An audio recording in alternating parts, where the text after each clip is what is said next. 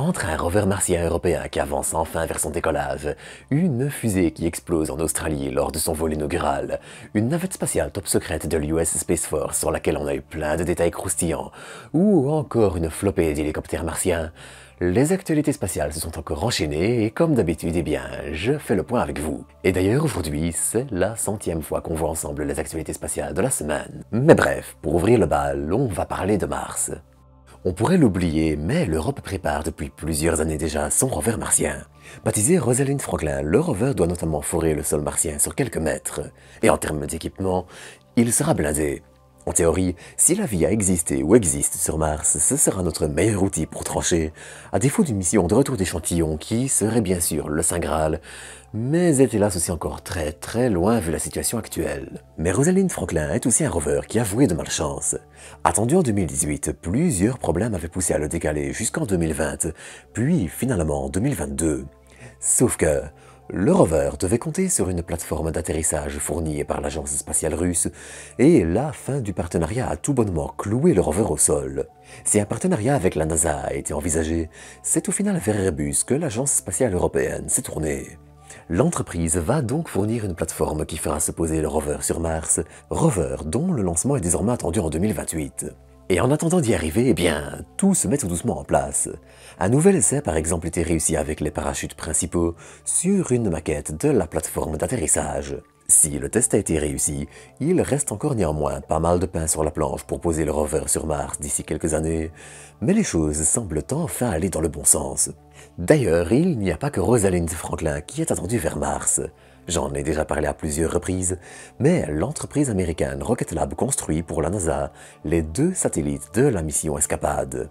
Ces satellites de 120 kg chacun doivent aider à comprendre le faible champ magnétique de la planète rouge et comment il a disparu. Ils doivent ainsi aussi étudier l'érosion de l'atmosphère martienne par les vents solaires et aideront en gros à mieux comprendre comment la planète rouge est devenue le désert aride et glacé qu'elle est aujourd'hui. S'ils ont eux aussi souffert de quelques retards, Rocket Lab a récemment partagé des images de satellites. Ces derniers sont maintenant en phase de test avant un lancement attendu pour le mois de septembre. Ils décolleront donc à bord de New Glenn, la fusée de Blue Origin, qui enverra donc une charge vers Mars pour son second vol.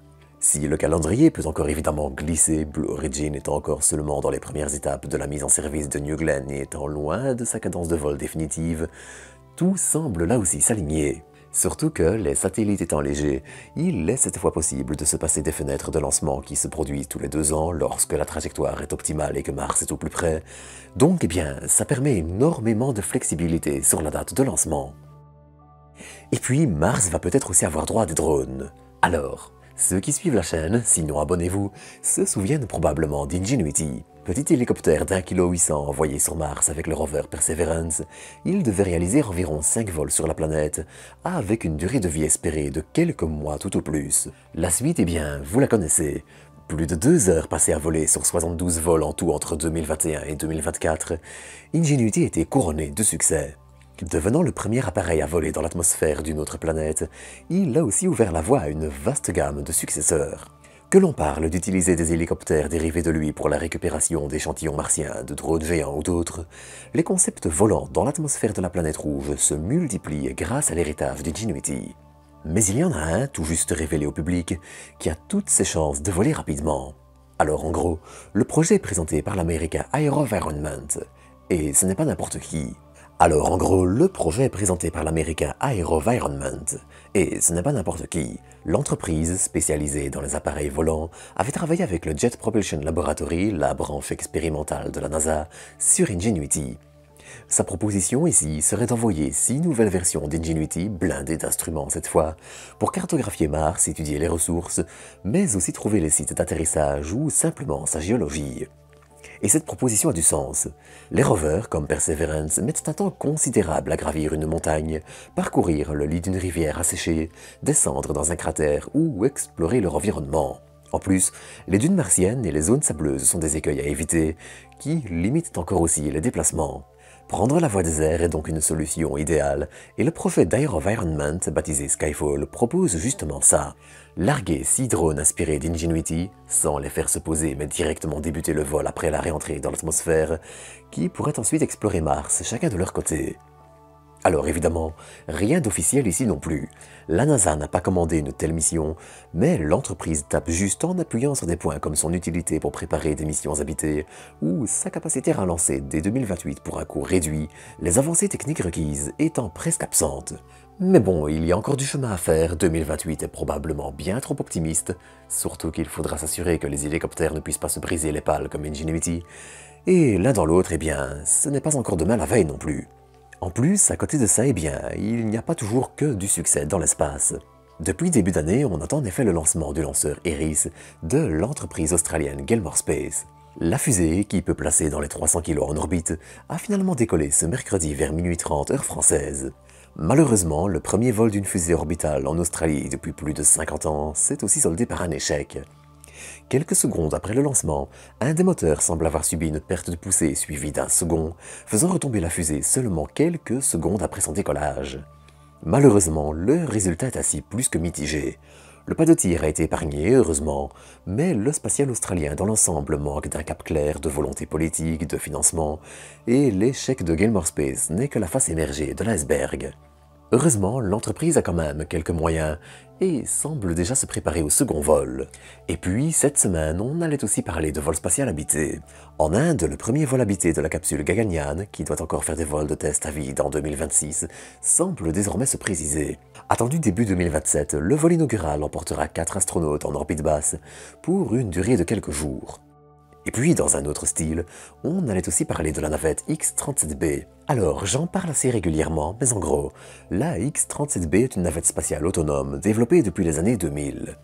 Elle a commencé ses vols réguliers en 2010 et a déjà volé 7 fois en tout, passant souvent plus d'1 an dans l'espace. 2 exemplaires se relaient ainsi pour des missions souvent top secrètes, réalisées par l'armée américaine. Mais attention, si on la qualifie souvent de navette spatiale, ce que ce véhicule est, il faut aussi nuancer le propos.